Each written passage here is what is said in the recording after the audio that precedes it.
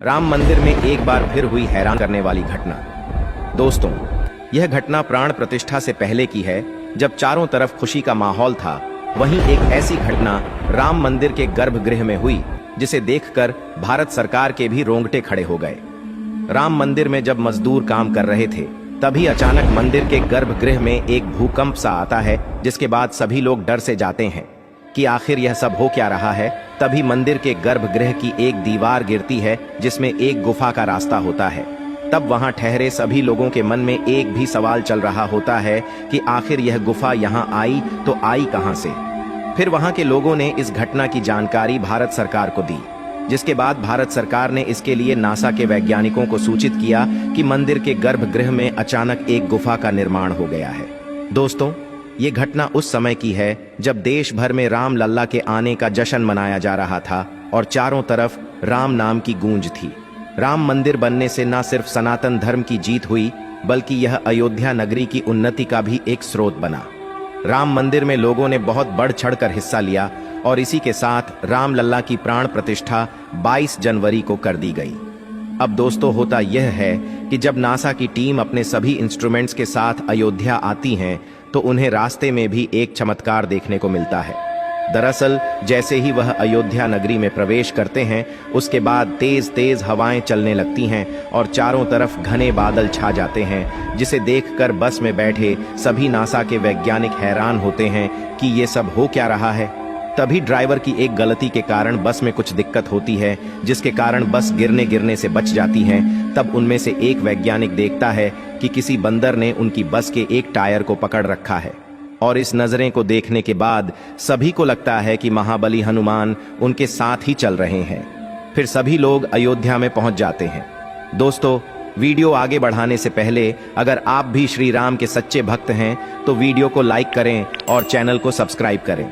दोस्तों, राम मंदिर पहुंचने के बाद सभी वैज्ञानिक राम मंदिर में घुसते हैं और अपनी रिसर्च शुरू करते हैं। जब सबसे ज्यादा ताज्जुब की बात यह होती है, उस गुफा की मिट्टी का रंग लाल होता है, जिसे देखकर सभी वैज्ञानिक चौंक जाते हैं कि आखिर यह संभव कैसे हो सकता है। दोस्तों, चौंकने वाली बात यह थी कि वह मिट्टी सिर्फ और सिर्फ श्रीलंका की पहाड़ी में ही मिलती है। जिसके बाद वैज्ञानिक उसमें खुदाई का काम जारी रखते हैं और एक के बाद एक आश्चर्य वाली चीजें उन्हें उस गुफा में मिलती है, जिसमें सबसे पहले उन्हें एक वानर का कंकाल मिलता है, जो कि लंबाई में बहुत विशाल होता है। तब उस कंकाल की कार्बनिक रसायन से रिसर्च की जाती है, जिसके बाद ये पता चलता है कि वो कंकाल करीब 5000 वर्ष पुराना है, जिसे सुग्रीव का कंकाल बताया गया। अब आप सभी यह सोच रहे होंगे कि आखिर वैज्ञानिक इतने दावे के साथ कैसे कह सकते हैं कि वह सुग्रीव का कंकाल है। तो दोस्तों, आपकी जानकारी के लिए बता दें कि महाबली हनुमान चिरंजीवी हैं, जो कि समय के अंत तक इसी धरती पर प्रबल रहेंगे।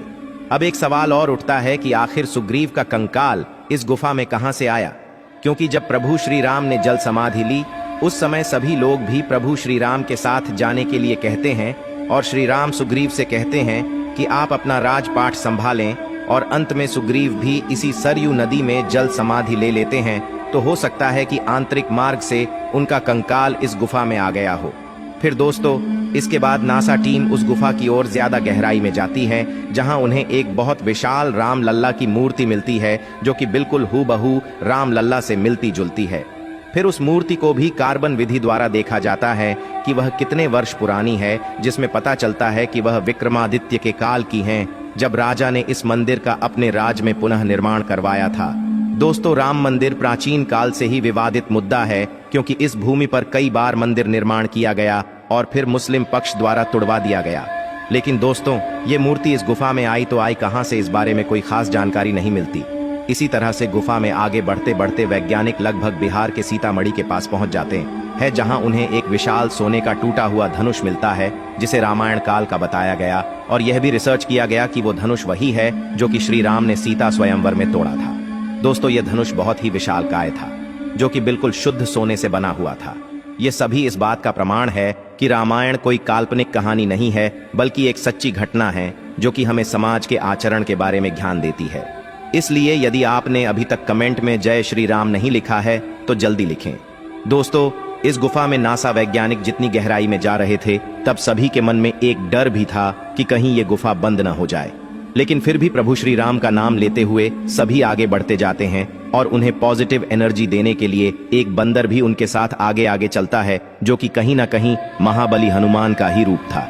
दोस्तों, ये गुफा बहुत ही लंबी थी, जो कि अयोध्या को श्रीलंका से जोड़ती थी, जो कि सप्त चिरंजीवी रावण के भाई विभीषण ने बनवाई थी, ताकि वह समय समय पर प्रभु से मिलने अयोध्या आ सके। और दोस्तों, अंत में जो हुआ उसे देखकर तो नासा टीम भी उनके आगे नतमस्तक हो गई, क्योंकि जब उस गुफा का अंतिम छोर आया था, वहां एक साधु तपस्या कर रहे थे, तो उन्हें देखकर सभी डर गए। जिसके बाद उनसे पूछताछ के दौरान उन्होंने बताया कि मैं विभीषण हूं और मैं प्रभु श्री राम के कल के अवतार की प्रतीक्षा कर रहा हूं, जो कि बहुत जल्द इस धरती पर जन्म लेने वाले हैं। सभी वैज्ञानिक हैरान हो गए, क्योंकि विज्ञान इस सभी शक्तियों को अंधविश्वास मानता है, लेकिन जब उन्होंने साक्षात विभीषण को उस गुफा में देखा, तो उन्होंने भी सनातन को सत्य मान लिया। तो दोस्तों, अगर आप भी अभी तक अयोध्या राम मंदिर नहीं गए हैं, तो जल्द से जल्द वहां जाने का प्लान बनाएं। तो इसी के साथ वीडियो में अंत तक बने रहने के लिए धन्यवाद दोस्तों।